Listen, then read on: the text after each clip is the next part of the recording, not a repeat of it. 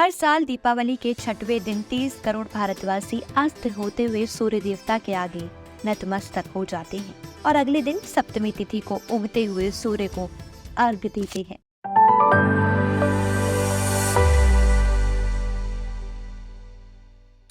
भारत की नस नस में बसा हुआ ये त्योहार छठ पूजा कहलाता है और दुनिया भर में मनाए जाने वाले बड़े से बड़े त्योहार का संगीत फीका पड़ जाता है जब यूपी, बिहार, झारखंड की माताएं अपने बेटे बेटियों की लंबी उम्र की कामना करते हुए एक स्वर में गा उठती हैं कि काचे ही बांस के बहगिया, बहंगी लचकत जाए, होई ना बलम जी कहरिया, बहंगी घाटे पहुंच जाए।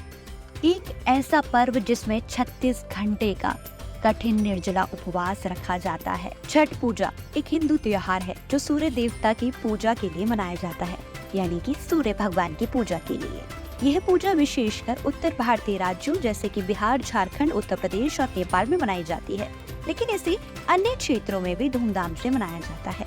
छठ पूजा का आयोजन अक्टूबर और नवंबर महीने में किया जाता है। यह पूजा प्राकृतिक सौंदर्य में सूर्योदय और सूर्यास्त के समय नदी के किनारे या तालाबों पर व्रती भक्तों के लिए विशेष रूप से प्रसिद्ध है। छठ पूजा में व्रती व्यक्ति 2 दिनों तक उपवास रखते हैं और सूर्य देवता और छठी मैया की पूजा करते हैं। इसके दौरान व्रती विशेष खाद्य और वस्त्रों की तैयारी करते हैं और सूर्योपासना के लिए सूर्य देवता की पूजा करते हैं। छठ पूजा के दिन व्रती व्यक्ति सूर्योदय और सूर्यास्त के समय नदी या तालाब में जाकर स्नान करते हैं और अपने आहार को सूर्य देवता को अर्पित करते हैं। इस पूजा में गीत भजन गाए जाते हैं और छठी मैया की कथाएं पढ़ी जाती हैं। छठ पूजा का मुख्य उद्देश्य सूर्य देवता की प्रशंसा करना है और उनसे ऊर्जा, स्वास्थ्य और सुख शांति की कामना करना है। इस पूजा के द्वारा हिंदू धर्म में सूर्य की महत्वता को बताया जाता है और प्राकृतिक तत्वों के साथ एक मिलनसार जीवन की महत्वपूर्णता को दिखाया जाता है। आइए जानते हैं कि छठ पूजा में और क्या क्या विशेष तरीके से किया जाता है। दरअसल इसमें जब सूर्योदय और सूर्यास्त में जो अर्घ्य दिया जाता है वो दूध से दिया जाता है। इस पूजा में पानी में खड़े रहकर मन्नत मांगने की प्रथा है। एक प्रथा ये भी है कि घर से लेकर घाट तक मन्नत में दंड बैठक करने की प्रथा प्रचलित है। खरना में गुड़ वाली खीर बनाई जाती है और साथ ही 24 घंटे घाट पर रहने की प्रथा है। कहा जाता है कि छठी मैया और सूर्य भगवान भाई बहन हैं, इसलिए भी ये पर्व मनाया जाता है। इस पर्व की शुरुआत भगवान श्री राम और माँ सीता ने की थी।